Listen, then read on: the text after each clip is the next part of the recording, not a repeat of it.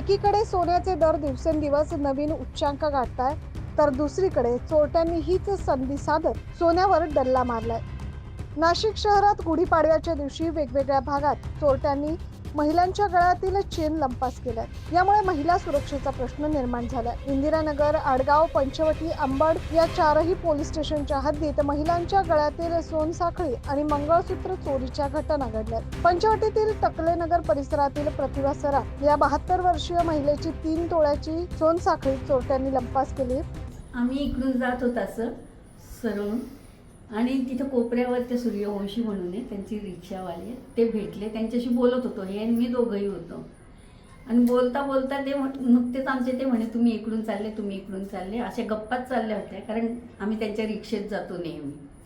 आणि तिकडनं 2 माणसं आले, म्हणजे गाडीवरच आले. त्यांनी नुसतं असं हे ओढलं, तर मी त्यांच्या पाठीमागे पळत सुटली, पकडा पकडा पकडा म्हणून. ते कसे पुढे पळाले तर सगळे जमलेत. बाबा पोलीसला कंप्लेंट केली, यांनी फोन केला होता. 3 तोळ्याची होती. तर दुसरी घटना आडगाव येथे समोर आली. येथील 45 वर्षीय सुनंदा उदावंत या महिलेच्या गळ्यातील सोनसाखळी आणि मंगळसूत्र चोरट्यांनी लंपास केलंय. सुमारे 42 हजारांचा हा ऐवज होता.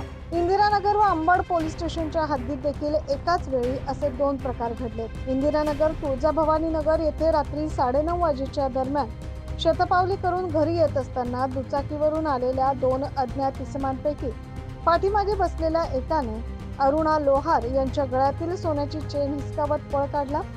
यासोबतच पाथर्डी फाटा राधाकृष्ण मंदिर येथे प्रतीक्षा इंगळे वय वर्ष 35 आणि राधा ढवळे या गप्पा मारत असताना दुचाकीवरून आलेल्या चोरट्याने सिने स्टाईल पद्धतीने इंगळे यांच्या गळ्यातील सोन्याचे सुमारे 15 ग्रॅम वजनाचे मंगळसूत्र हिसकावून फरार झालाय.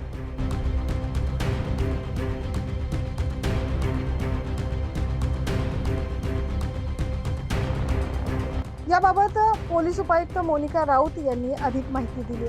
काल इंदिरानगर पोलीस स्टेशन आणि अंबड पोलीस स्टेशन या ठिकाणी चेन स्नॅचिंगचे 2 गुन्हे या ठिकाणी दाखल झालेले आहेत. गुन्हे दाखल झाल्यानंतर संबंधित गुन्हे हे पोलीस स्टेशनला रेकॉर्ड करण्यात आलेले आहेत आणि तपास पोलीस स्टेशन मार्फत सुरू करण्यात आलेला आहे. सदर भागातली CCTV फुटेजची पाहणी केली असता सदर जे काही 2 गुन्हे घडलेले आहेत ते एकाच व्यक्तीने केलेले आहेत असे या ठिकाणी दिसून येत आहे आणि त्या अनुषंगाने पोलीस तपास सुरू आहे. नागरिकांना यामार्फत मी आवाहन करते की जे काही आपण दागिने घातले असेल तर ते दागिने सांभाळा, किंवा काही व्यक्ती आपल्या जवळ पत्ता विचारणे किंवा इतर गोष्टींची विचारपूस करण्याच्या अनुषंगाने येतात, त्यावेळेस आपण सावध राहावा आणि कुठल्याही प्रकारे पॅनिक न होता अशी काही घटना घडली तर तात्काळ पोलीस स्टेशनला संपर्क साधावा. पाडव्याच्या दिवशी सोनं खरेदीला विशेष महत्त्व असतं, परंतु याच दिवशी सोनं गमावण्याची वेळ या महिलांवर आली. एकाच दिवशी 4 ठिकाणी घडलेल्या या घटनांमुळे महिलांमध्ये असुरक्षिततेची भावना निर्माण झाली. गुन्हेगारांमध्ये पोलिसांचा वचक राहिला की नाही अशी नागरिकांमध्ये चर्चा देखील. या प्रकरणी गुन्हा दाखल करण्यात आला.